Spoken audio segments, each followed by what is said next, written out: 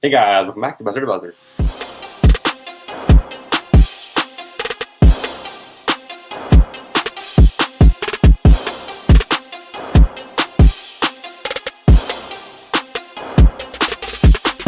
Alright guys, so the 2020-21 NBA playoffs have officially started, and the first round is well underway with 2 games having progressed in each series throughout the first 8 series between 2 teams.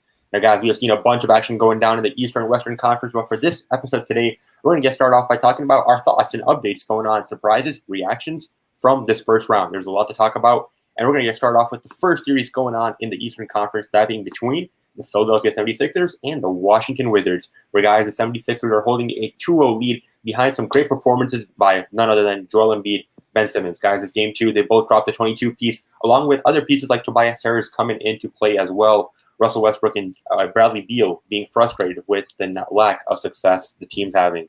Guys, our thoughts? A surprise? 76ers still in the lead. I mean, I think this is a expected outcome for how it's going so far in the series.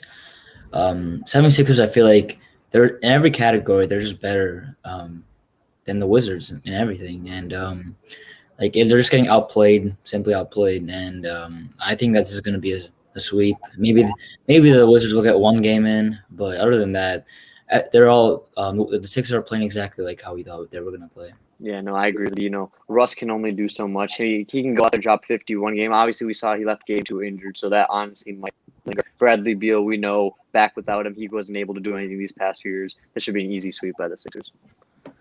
Yeah, expecting none other than this. The 76ers have been going on. There's a stat that since 2003, in the first round when a team takes a 2-0 lead, they're undefeated. And the 76ers have been doing that. But I think that this is going to be a valuable lesson for the Wizards. They got a young squad, and Bradley Beal and Russell Westbrook obviously bringing that veteran experience. The future's bright for them, but the 76ers will carry on. Okay, so for the next matchup, we're going to talk about the Knicks and Hawks. This series, I thought was going to be probably one of the most closest series in all of the first round matchups, and I think it's playing out just exactly the way we thought it was. Trae Young, obviously, we've seen all this stuff on social media, all the trash talk that's happening, and I think for Game 2, the series is tied 1-1. Game 2 was a really close game, but the Knicks took the lead at the end. They had 6 players score double digits. But I think it's going to be super interesting to see when how Trae Young fares, especially now that they're playing a super heavy defense focused around him. Yeah, we all were questioning after that first game of the Hawks, will the New York Knicks be able to come back, build a defensive matchup that could actually limit Trae Young. Honestly, they were able to do that. They did it at home in New York. Now, as Trae said, they're going to see him in the A. We're going to see if the Knicks can translate this defense down to Atlanta and hopefully be successful with it. I think one thing which the Hawks have shown is that they got a young squad, but they're resilient. And I'm excited for the series. Like you said, Madison Square Garden was bustling, and it's been a while since we've seen that much emotion. But for sure, this is one of the series to keep an eye out as it progresses more. All right, guys. So we're going to the third series in our matchup, the Bucks versus the Heat. Right now, the Bucks are up 2-0 in the series, and honestly, it's a bit more one-sided than I thought it was going to be, at least so far. Last game 2 especially, the Bucks absolutely crushed the Heat in terms of scoring and rebounding. Giannis obviously doing amazing. Drew Holiday, you can clearly see his impact on the offense and defense side of the ball with Drew Holiday. Chris Middleton doing great too. And, the Heat, some of their stars are not looking like they're their best or at their peak performance.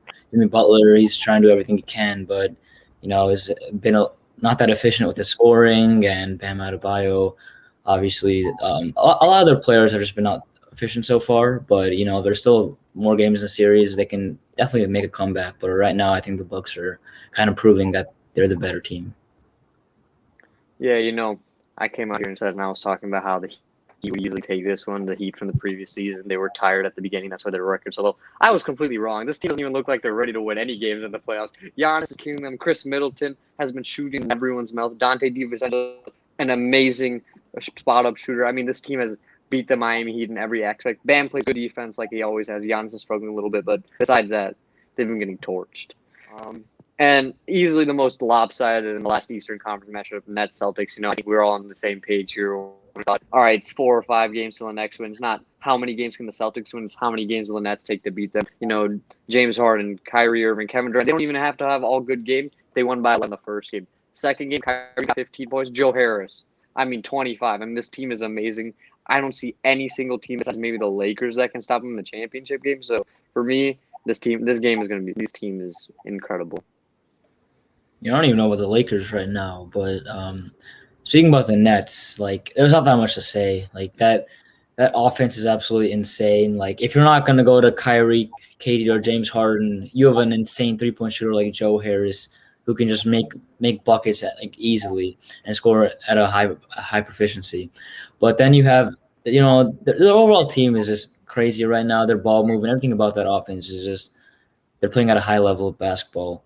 And the Celtics, they just snuck in the playoffs, not looking as good as they did last year, this year. And, Jason Tatum can only do so much. So I don't really know if they're going to win even one game this series. They say like in football that defense plays a huge role. I mean, from personal experience, what the Legion of Boom used to be. Obviously not the case anymore nowadays, and we're all glad of that. But in the NBA with the Nets, defense is the last worry. Their offensive efficiency, we talked about multiple times, it is so high. You got somebody on any given night will step up. The trio dropped 81 points game one. This past game, everybody 25. Joe Harris said 25 as well.